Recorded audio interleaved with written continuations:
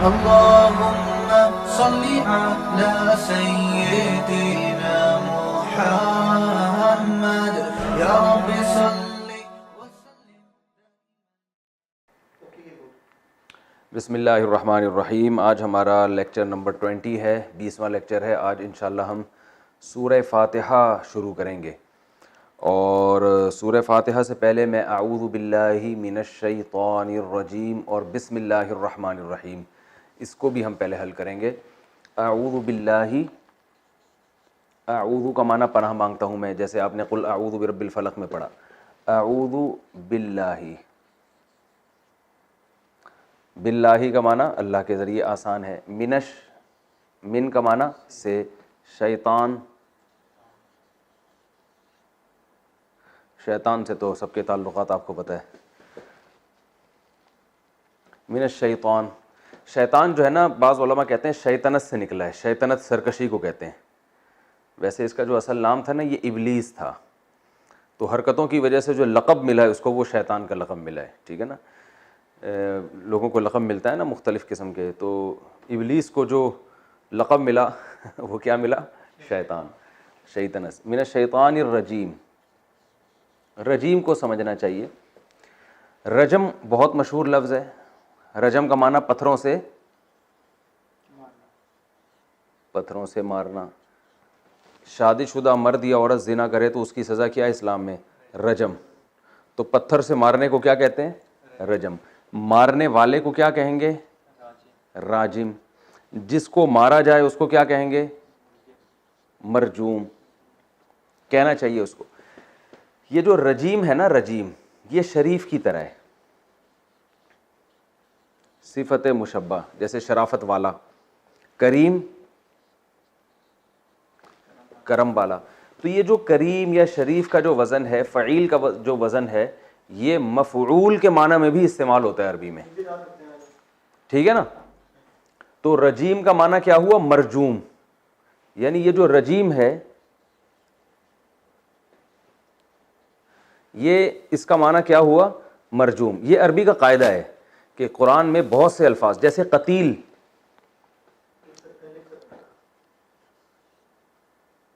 قتیل، مقتول کو بھی کہتے ہیں.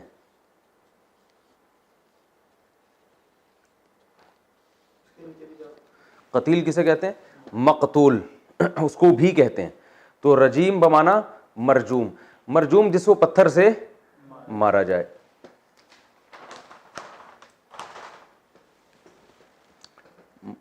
رجیم کا معنی کیا ہوا؟ جسے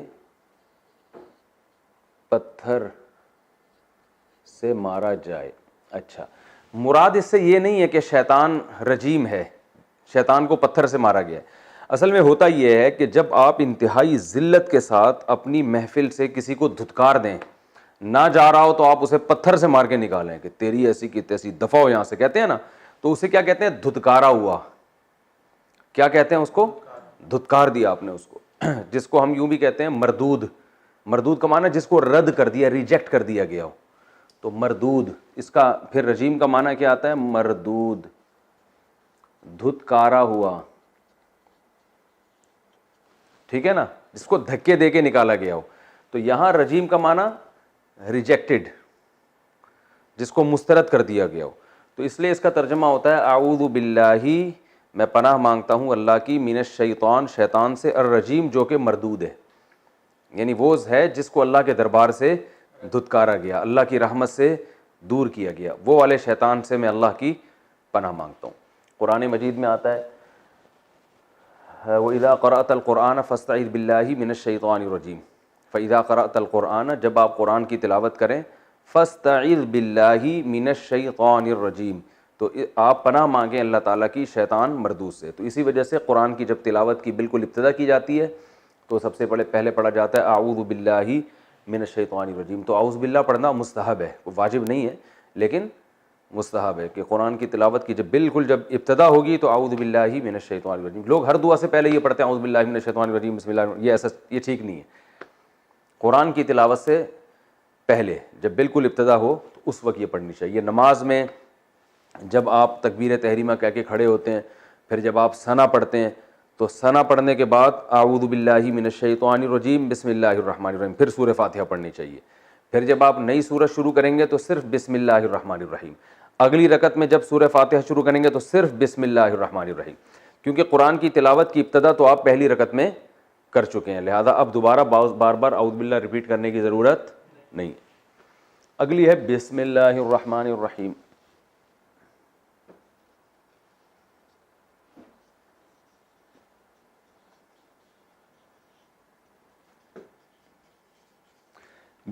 بسم تھا، بی کا معنی تو ساتھ یا ذریعے، یہ تھا اسم، اسم کا معنی نام، اردو میں استعمال ہوتا ہے اسم شریف آپ کا، کہتے ہیں اسم با مسمہ ہے نا، تو اسم نام کو کہتے ہیں۔ اللہ کا معنی،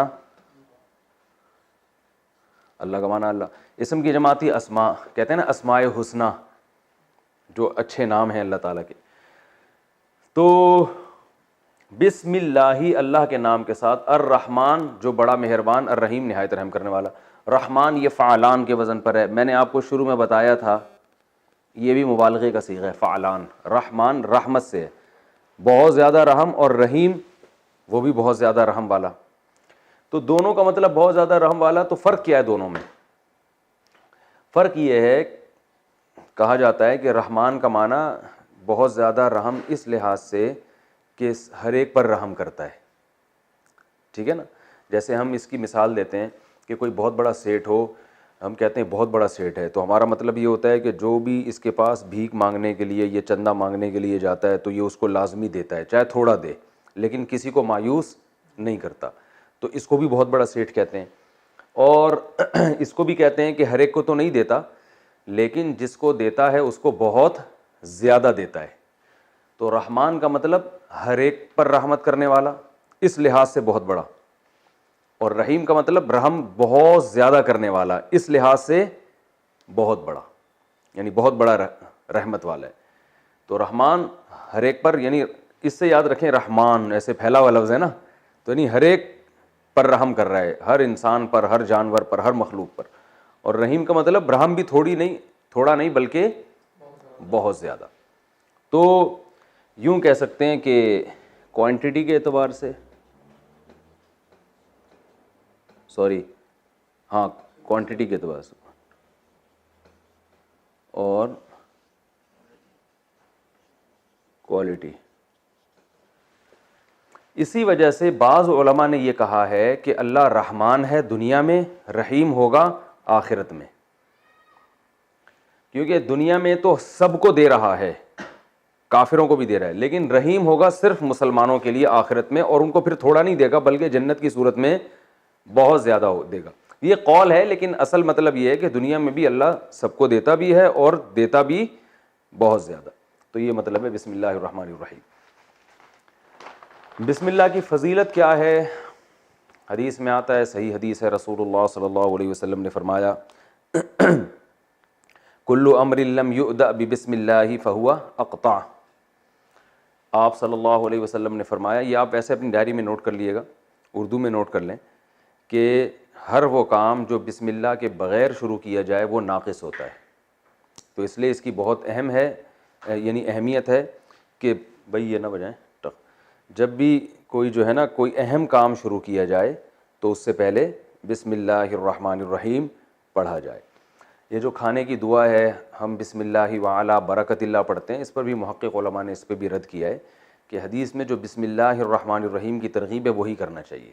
کھانے سے پہلے بسم اللہ وعلی برکت اللہ کسی حدیث سے ہمارے علم میں نہیں ہے کہ ثابت ہو، تو جب تک کوئی ٹھوس صحیح حدیث نہیں ملتی تو کھانے سے پہلے بسم اللہ الرحمن الرحیم ہی پڑھنا چاہیے، اور کھانے کے بعد کی مشہور دعا الحمدللہ الذی اطعمنا وسقانا وجعلنا مسلمین۔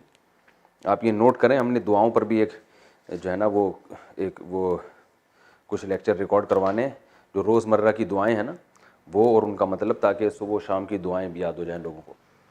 اچھا، بسم اللہ الرحمن الرحیم، یہ تو فضیلت ہو گئی بسم اللہ کی۔ آپ صلی اللہ علیہ وسلم نے فرمایا ہر وہ کام جو بسم اللہ کے بغیر شروع کیا جائے وہ ناقص ہوتا ہے، تو ہر اچھے کام سے پہلے کیا کرنا چاہیے؟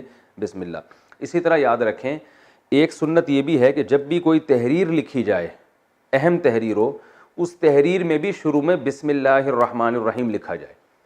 لوگ کیا کرتے ہیں, ایک یا تو 786 لکھ دیتے ہیں, وہ بھی ٹھیک نہیں ہے, اور بعض لوگ کہتے ہیں ہم بسم اللہ اس لیے نہیں رکھتے کہ کہیں یہ کاغذ زمین پہ نہ گر جائے اور اس کی بے ادبی نہ ہو. تو یہ غلط ہے, کاغذ کو زمین پہ نہیں گرانا چاہیے, بے ادبی نہیں کرنی چاہیے, لیکن اس ڈر سے بسم اللہ لکھنا ہی چھوڑ دینا یہ بھی غلط ہے. تو آپ جب بھی کوئی اہم تحریر لکھیں, کسی کو خط لکھیں, کوئی رسالہ لکھیں, تو اس میں شروع میں کیا لکھنا چاہیے, بسم اللہ الرحمن الرحیم. اور بسم اللہ ذرا اچھے خط میں سیکھنی چاہیے, لوگ پتہ نہیں کہ یوں یوں کر کے بنا دیتے ہیں عجیب سی. بسم اللہ کی پریکٹس کریں. دوبارہ اس پہ ایک تو یہ قلم پھسلتا ہے, میری رائٹنگ اتنی گندی ہے نہیں جتنی اس میں لکھی جا رہی ہے.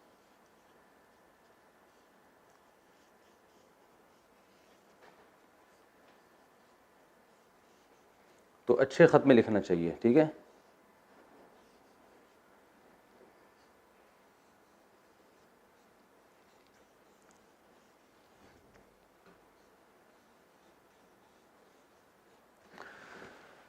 اس پہ یہ جو ہے نا مارکر پھسلتا ہے, لیکن آپ اس کی پریکٹس کریں, تھوڑا اچھے خوبصورت انداز میں لکھنی چاہیے.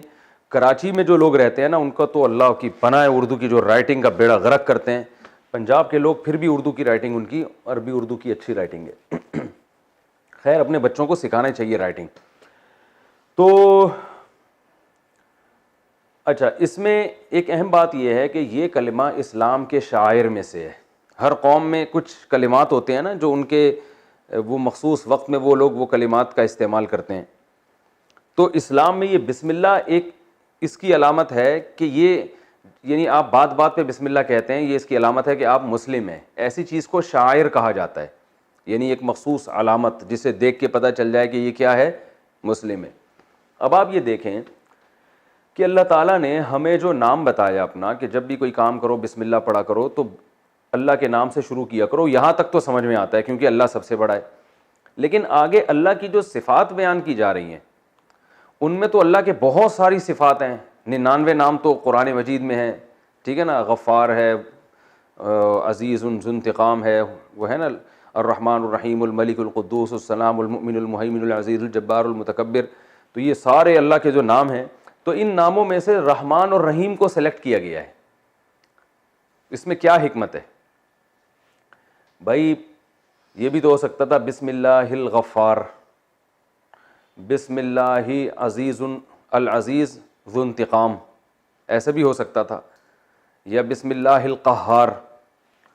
تو اللہ نے الرحمن اور رحیم کو سلیکٹ کیا ہے کہ میرے نام کے ساتھ یہ دو صفات بہت کثرت سے استعمال ہوں. تو اللہ نے اپنی انتقام والی صفت کو ہائی لائٹ نہیں کیا, بلکہ رحمان اور رحیم والی صفت کو ہائی لائٹ کیا, یہ بتانے کے لیے کہ میں اصل میں رحمان ہوں. جیسے قرآن میں آتا ہے قل لعبادی انی انا الغفور الرحیم, میرے بندوں سے کہہ دیں کہ میں غفور اور رحیم ہوں, وان عذابی هو العذاب العلیم, اور میرا عذاب دردناک ہے. یعنی اللہ یہ نہیں کہہ رہے کہ میرے بندوں سے کہہ دیں کہ میری رحمت تو بہت ہے اور میرا عذاب بھی سخت ہے. نہ نہ نہ, جب اپنے آپ کو رحمت والا کہنے کی باری آئی تو یہ نہیں کہا میری رحمت بڑی ہے, بلکہ کہا میں خود رحیم ہوں. لیکن جب عذاب کی باری آئی تو یہ نہیں کہا کہ میں دردناک ہوں, بلکہ میرا عذاب دردناک ہے. تو تکلیف دہ چیز کی نسبت عذاب کی طرف کی ہے, اور رحمت کی نسبت ڈائریکٹ اپنی طرف کی. اس کی مثال ایسے ہے جیسے میں یہ کہوں یار میں بڑا سخی ہوں, جب دیتا ہوں تو میں بہت زیادہ پیسے دیتا ہوں, اور جب میں ٹھکائی لگاتا ہوں تو ٹھکائی بھی بہت زیادہ لگاتا ہوں. تو بات برابر ہو جاتی نا کہ یار پیسے بھی زیادہ دیتا ہوں اور ٹھکائی بھی زیادہ لگاتا ہوں. لیکن میں انداز کے اختیار کروں یار میں بہت سخی ہوں لیکن ٹھکائی بھی بہت لگاتا ہوں, تو سخی کے اپوزٹ لانا چاہیے تھا نا یہاں, میں بہت سخی بھی ہوں, بہت سخت طبیعت کا بھی ہوں, یوں کہنا چاہیے نا. لیکن جب سزا کی باری آتی ہے تو اللہ نے اپنی طرف نسبت نہیں کی, بلکہ یوں کہہ دیا کہ میرا عذاب سخت ہے, حالانکہ وہ بھی تو اللہ ہی کا عذاب ہے نا. لیکن جب رحمت کی باری آئی تو یہ نہیں کہا میری رحمت بہت بڑی ہے, نہ نہ نہ, بلکہ یوں کہا کہ میں ہی رحیم ہوں, میں ہی رحمت والا ہوں. تو اس سے پتہ چلتا ہے کہ اللہ کی جو اصل صفت ہے وہ بندوں پر رحم کرنا ہی ہے, اور جس کی جو صفت ہوتی ہے نا تو وہ اس صفت کے اظہار کے لیے کوئی ریزن نہیں چاہیے ہوتی اس کو. جیسے جو آدمی رحم دل ہوگا تو وہ ویسے ہی لوگوں کو کھلاتا رہے گا, لوگوں پہ خرچ کرتا رہے گا, لیکن جب سزا دے گا تو کوئی ریزن ہوگی تو سزا دے گا, ورنہ نہیں دے گا. جبکہ ظالم بادشاہ کیا کرتے ہیں, کوئی ریزن نہیں بھی ہوتی تو ظلم کرتے ہیں, بلا وجہ لوگوں کو مسائل میں ڈال دیتے ہیں, اور کوئی ریزن ہوتی ہے تو حسن اچھا سلوک بھی کر لیتے ہیں. یعنی اچھے سلوک کے لیے ان کو ریزن چاہیے ہوتی ہے, برے سلوک کے لیے ریزن نہیں چاہیے ہوتی. تو اللہ فرماتے ہیں کہ مجھے رحمت کے لیے ریزن نہیں چاہیے, لیکن سزا جب دوں گا تو کوئی وجہ ہوگی, اس کی کوئی وجہ ہوگی, یہ بتانا مقصد ہے. تو اس لیے اللہ نے اپنی رحمت والی صفات کو ذکر کیا, انتقام والی صفات کا ذکر یہ اس لیے نہیں کیا, یہ بتانے کے لیے کہ اصل میں ایسا ہوں, سزا کسی وجہ سے ہوتی ہے, وہ میری چاہت نہیں ہے کہ میں لوگوں کو سزائیں دوں, چاہت میری یہی ہے کہ رحمت. تو انسان ہر شخص اپنی چاہت پر عمل کرتا ہے نا, تو اللہ بھی اپنی ذات میں, یہ رحمت اللہ کی ذات کا حصہ ہے, لہذا اللہ اصل رحمت کرتے ہیں اور اس پہ خوش ہوتے ہیں. پھر اللہ کی جو رحمت والی صفتیں ہیں وہ بھی بہت زیادہ ہیں, عطا کرتا ہے, مغفرت کرتا ہے. اس میں رحمت کو ہائی لائٹ اس لیے کیا کہ یہ تمام صفات رحمت کی وجہ سے ہیں, یعنی اصل صفت رحمت ہے.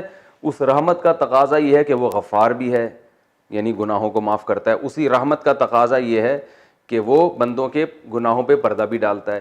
اسی رحمت کا تقاضا ہے کہ وہ وہاب بھی ہے, یعنی اپنے بندوں کو عطا بہت زیادہ کرتا ہے. تو اللہ نے ایسی صفت کا ذکر کیا کہ باقی صفات کو ہائی لائٹ کرنے کی ضرورت نہ رہے, وہ تمام صفات اس رحمت کے اندر خود بخود آ گئی ہیں. البتہ رحمت دو طرح سے ہوتی ہے, بہت زیادہ اور سب پر, تو وہ دونوں طرح کی رحمتوں کا ذکر کر دیا تاکہ ہر طرح کی رحمت کو شامل ہو جائے.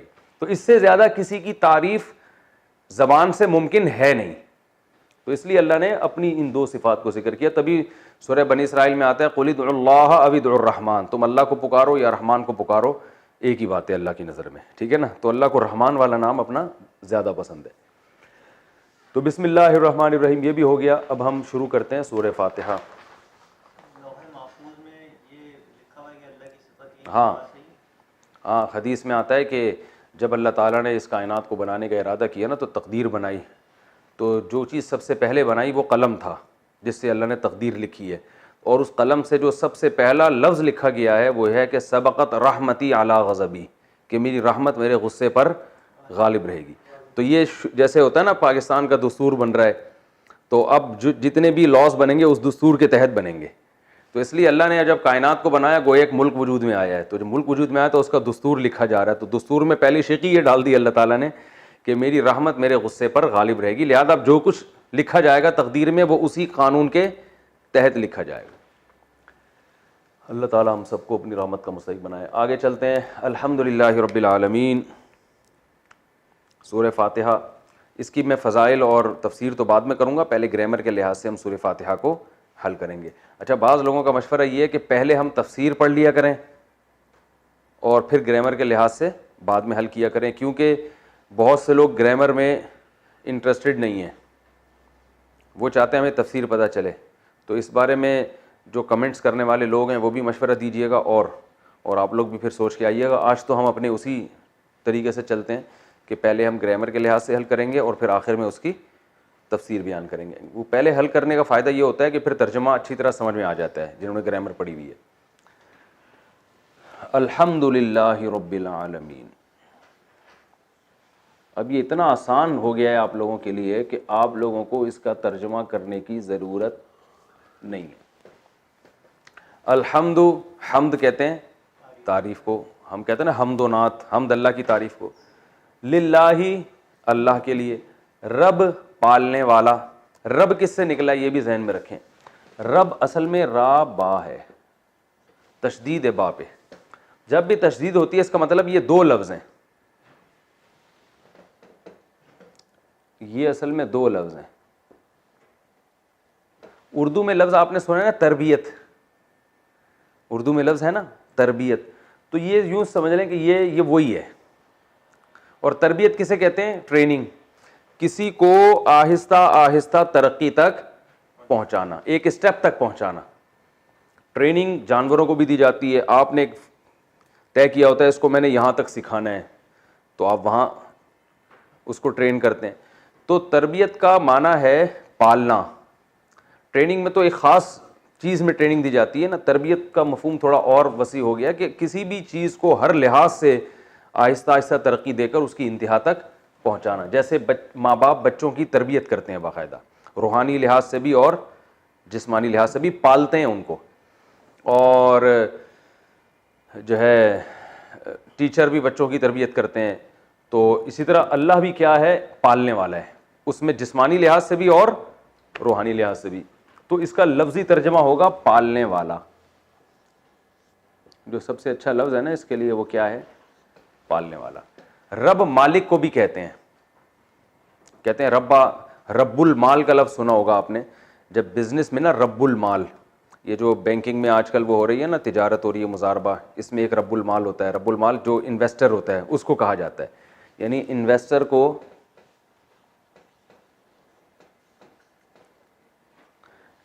کو عربی میں کیا کہتے ہیں؟ رب المال. جس کا پیسہ ہے، مال یعنی والا یا مالک کو بھی رب کہا جاتا ہے، پیسے والا. اچھا جی، اچھا. الحمدللہ رب العالمین. عالمین جمع ہے عالم کی. عالم کس سے نکلا ہے؟ علم سے. عالم کہتے ہیں جہاں کو.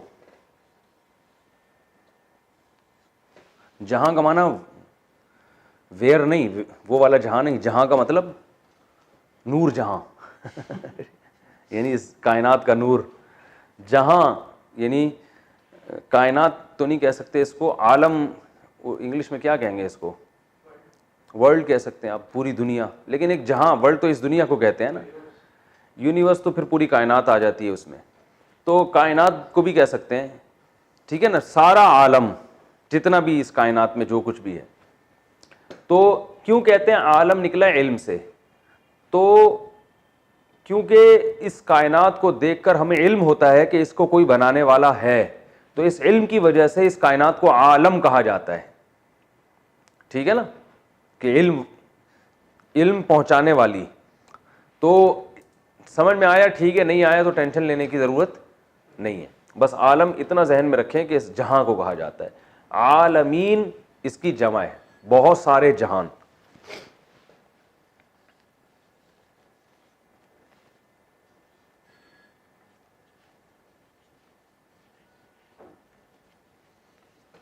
بہت سارے جہاں، بہت سے جہاں. ٹھیک ہے. تو تمام تعریفیں اللہ کے لیے ہیں جو تمام جہانوں کا مالک ہے. یوں کہا جاتا ہے تمام جہانوں کا مالک. تمام جہان کیوں کہے گئے یہ پھر ہم تفسیر میں. الحمدللہ رب العالمین. الرحمن الرحیم آسان ہے، یہ گزر چکا ہے. بڑا مہربان، نہایت رحم کرنے والا. مالکی، میم پہ کھڑا زبر ہے. عربی میں میم الف ما لکھ دو یا میم پہ کھڑا زبر ڈال دو، ایک ہی بات ہوتی ہے. ٹھیک ہے نا. مالکی یوم، یوم کا معنی دن. کہتے ہیں نا یوم سیاہ منا رہے ہیں، یوم نہر ہے، یوم وفات، یوم عرفہ. تو یوم کی جمع ایام آتی ہے. مالک یوم الدین، دین کا لفظ پہلے گزر چکا ہے. ارأیت الذی یکذب بالدین، روز جزا. مالک یوم الدین. ایاک نعبد، گرامر میں تفصیل سے بتا چکا ہوں. ایاک، مالک یوم الدین. ایاک. اب آپ کو بتائیں یہ کتنا آسان لگ رہا ہے کہ نہیں لگ رہا؟ نعبد ننصرو کی طرح ہے، عبادت سے نکلا ہے. اور میں نے بتایا تھا کہ یہ ضمیر پروناؤن پہلے چلا جائے تو اس کا معنی ہوتا ہے حصر، یعنی تیری ہی عبادت کرتے ہیں ہم. وَإِيَّاكَ نستعین. نستعین اصل میں تھا نستعینو، نستخرجو کی طرح.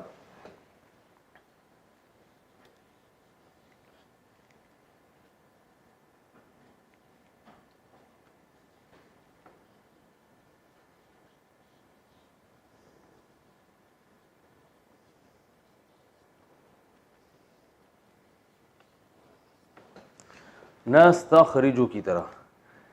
ٹھیک ہے نا. عون سے نکلا ہے، عون مدد کو کہتے ہیں. جو کہتے ہیں نا یہ ہمارا معین ہے، مددگار ہے. ٹھیک ہے، ہیلپ، مدد کرنا. تو نستعین مدد طلب کرنا، استعانت. اس کو میں کافی ڈیٹیل سے مثالوں سے پہلے سمجھا چکا ہوں. تو یعنی آپ نے جو اردو میں اس سے ملتا جلتا لفظ ہے وہ کیا ہے؟ اعانت، مدد. ٹھیک ہے نا. اور معین کہتے ہیں، معین اختر تھا نا جس کا انتقال ہو گیا. اللہ مغفرت کرے.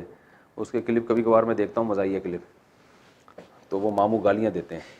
تو سنیں حالات بتائیں. انور مقصود اس سے پوچھ رہے کہ آپ کے حالات کیسے ہیں. کہہ رہے الحمدللہ نلکوں میں پانی آ رہا ہے, الحمدللہ بجلی بھی ٹھیک ہے, اور پیٹرول پمپ کھلے ہوئے ہیں. تو کہہ رہے آپ پہلے پاکستانی ہیں جو ماشاءاللہ اتنے خوش اور سارے حالات ٹھیک ہیں. رہتے کہاں ہیں آپ؟ کہہ رہے ہیں میں دبئی میں رہتا ہوں. کبھی کبھار وہ شارٹ کلپ دیکھتا ہوں, بڑے سنجیدہ ہوتے ہیں, کوئی بے حیائی نہیں ہوتی. تو وہاں سے جو ہے نا نستعین, تو انہوں نے کہا تھا ماموں گالیاں دیتے ہیں. حالات ایسے ہو گئے نا پاکستان کے. اس نے کہا آپ کے ماموں کیا کرتے ہیں؟ انور مسعود نے پوچھا. کہہ رہے گالیاں دیتے ہیں. تو اوپر سے ان کی زبان پہ ہر وقت گالیاں. تو کہنے پولیس والوں کو بلایا کسی نے, تو پولیس والوں کو گالیاں دی. تو ایسی گاڑی گالیاں دے رہے تھے کہ پولیس والے مجھ سے مطلب پوچھ رہے تھے. اچھا خیر, نستعین مدد طلب کرتا ہوں میں, ٹھیک ہے نا. ایاکا نستعین تجھ ہی سے مدد طلب کرتے ہیں ہم, میں نہیں ہم. نستخرج جو ہے نا نضربو سے ملتا جلتا ہے. کسی کو اتنا لمبا یاد نہ بھی ہو تو نضربو تو ذہن میں ہوگا نا, نضربو. ایاک نستعین, ایاک نعبد و ایاک نستعین اہدنا الصراط المستقیم. ٹائم کتنا ہے بھائی؟ اچھا, اہدنا اس کو خوب سمجھیں. اہدی, پہلے اہدی کو سمجھیں, بہت آسان ہے. ہدایت سے نکلا ہے. ہدایت کا معنی رہنمائی کرنا.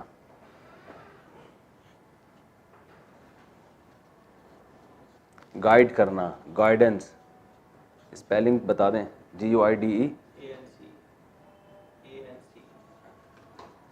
گائیڈنس, رہنمائی.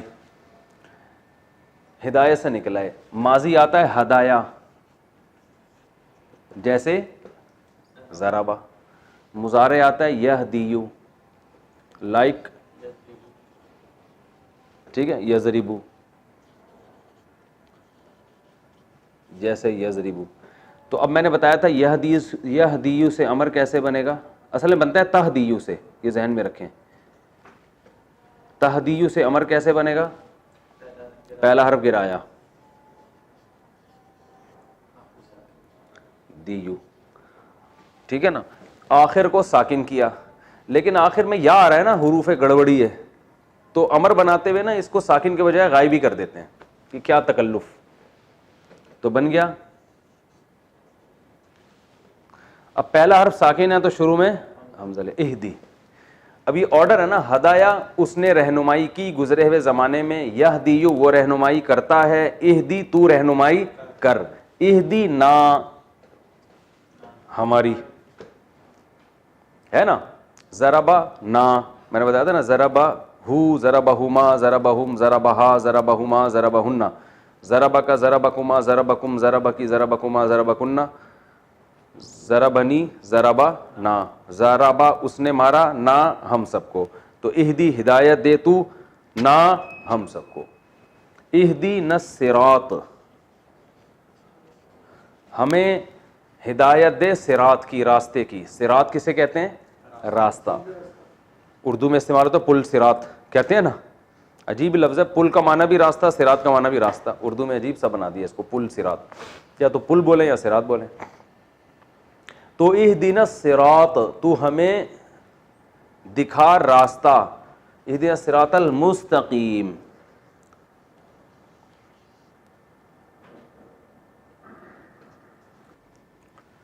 تو المستقیم ہے المستخرج کی طرح, ٹھیک ہے نا. جیسے استخراج ہے نا, تو ایسے ہی تھا استقوام, ٹھیک ہے. تو المستقیم اصل میں تھا المستقیم,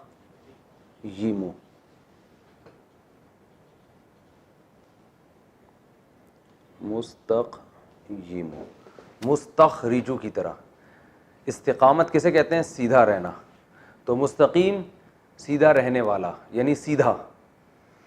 یہ اتنی ٹیکنیکل بحث سمجھ میں نہیں آتی, تو بھائی مستقیم, صراط مستقیم کسے کہتے ہیں؟ اردو میں کامن ہے, خط مستقیم ہوتا ہے نا, تو سیدھے کو کہتے ہیں, سیدھا سیدھا. آپ کو یہ اتنی گرامر کی پیچیدگی معلوم نہ بھی ہو تو بس کسے کہتے ہیں؟ سیدھے کو, سیدھا, سیدھا, سعودی عرب میں وہ شرطے بول رہے ہوتے ہیں نا سیدھا, اردو ان کو بھی آ گئی ہے, تو سیدھے کو کہتے ہیں. اہدنا الصراط المستقیم, تو ہمیں دکھا یا چلا یا ہمیں گائیڈ کر سیدھے راستے کی طرف. صراط الذین,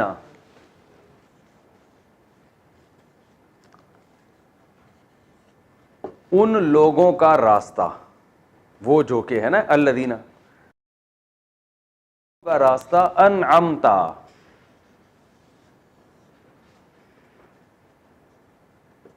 انعمتا جیسے اکرمتا,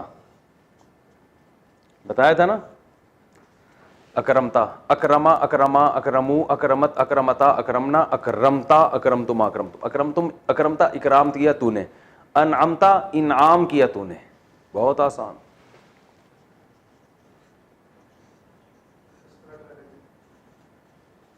انعمتا علیہم, علا کا معنی پر اور ہم کا معنی وہ, ان لوگوں کا راستہ انعام کیا تو نے ان پر, ان لوگوں پر. صراط الذین انعمت علیہم غیر المغضوبی, غیر کا معنی علاوہ, بھائی یہ تو ہمارے غیر ہیں, یعنی ہمارے نہیں ہیں, ہمارے علاوہ ہیں, ٹھیک ہے نا. غیر اردو میں استعمال ہوتا ہے, بھائی غیروں کو یار تم اتنا قریب لا رہے ہو, اپنوں سے دور ہو رہے ہو, تو غیر کا معنی سوا یا علاوہ, سوا کہہ سکتے ہیں. غیر المغضوب, المغضوب بہت آسان ہے. غضب کسے کہتے ہیں؟ غصے کو, غضبناک. المغضوب, غضب یغضب, غضب ماضی آتا ہے, غصہ ہوا وہ, یغضب غصہ ہوتا ہے یا ہوگا, غاضب غصہ ہونے والا, المغضوب المقتول کی طرح.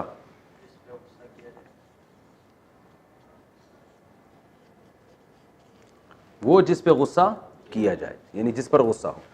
المغضوبی, وہ کہ غصہ کیا جائے, علیہم ان لوگوں کے اوپر, علا کا معنی پر اور ہم کا معنی ہوں, یعنی غیر المغضوبی علیہم, ان لوگوں پر غصہ کیا گیا ہوا ہو کے علاوہ.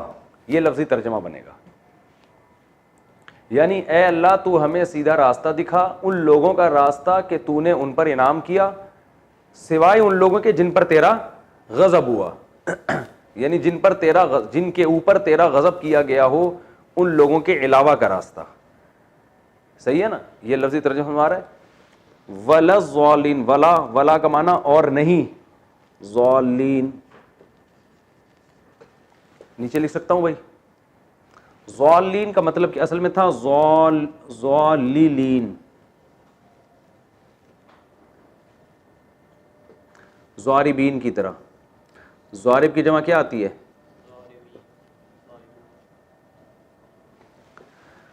ضاربین, ضارب میں نے مارنے والا, ضاربین اس کی جمع مارنے والے. ضالل ضلالت والا, گمراہ ہونے والا, ضاللین گمراہ ہونے والے. تو ضاللین میں دو حرف ایک جیسے آ گئے نا, تو ان کو ایک بنا دیتے ہیں, ضاللین کو بناتے ہیں ضالین. سمجھ گئے؟ گمراہ ہونے والے.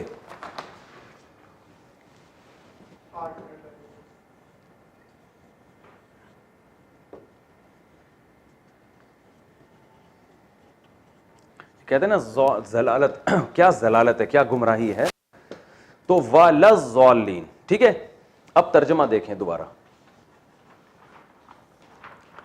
صراط الذین, ان لوگوں کا راستہ, انعمتا انعام کیا تو نے, علیہم ان لوگوں پر, غیر المغضوب علیہم ان لوگوں کا راستے کے علاوہ جن پر تیرا غضب نازل ہوا, ولا اور نہیں, والضالین گمراہوں کا, یعنی گمراہوں کا راستہ بھی نہیں. تو اس کا آسان ترجمہ ہوتا ہے, ہمیں چلا ان لوگوں کے راستے پر جن پر تو نے انعام کیا, نہ کہ ان لوگوں کے راستے پر جن پر تیرا غضب ہوا, اور نہ گمراہوں کے راستے پر. بات سمجھ بھائی؟ دوبارہ ترجمہ لکھ دیتا ہوں میں.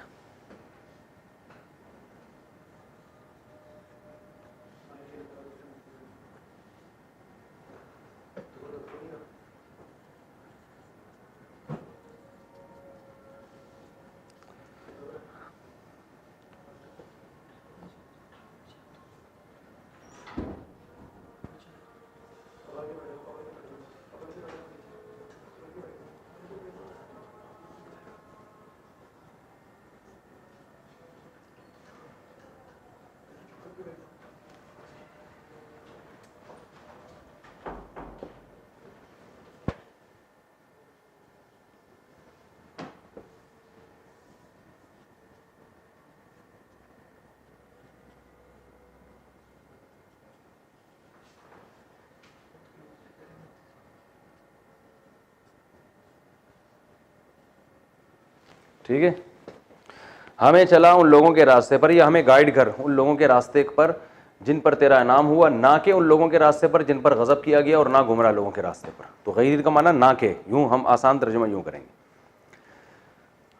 غیر المغضوب علیہم ولا الضالین. آمین کا مطلب ہے اے اللہ تو ہماری دعا قبول کر. آمین کا معنی دعا قبول کر, یہ خود دعا ہے, یہ لفظ خود کیا ہے, دعا ہے کہ اللہ تو ہماری دعا کیا کر لے, قبول کر لے. تو اچھا یہ ہے اس صورت کا. میں آسان ترجمہ دوبارہ ریپیٹ کر دیتا ہوں. الحمد للہ رب العالمین, تمام تعریفیں اللہ کے لیے ہیں جو تمام جہانوں کا پالنے والا ہے. الرحمن, بڑا مہربان. الرحیم, نہایت رحم کرنے والا. مالکی یوم الدین, روز جزا کا مالک ہے. ایاک نعبد, ہم تیری ہی عبادت کرتے ہیں. و ایاک نستعین, اور تجھ ہی سے مدد طلب کرتے ہیں. اہدنا الصراط المستقیم, ہمیں سیدھے راستے پر چلا. صراط الذین انعمت علیہم, ان لوگوں کے راستے پر جن پر تو نے انعام کیا. غیر المغضوب علیہم, نہ کہ ان لوگوں کے راستے پر جن پر تیرا غضب نازل ہوا. ولا الضالین, اور نہ گمراہوں کے راستے پر. آمین, اے اللہ تو ہماری دعا قبول کر. یہ اس کا لفظی ترجمہ ہے. تو اگلے سیشن میں انشاءاللہ ہم اس کی تفسیر پڑھیں گے. جزاکم اللہ.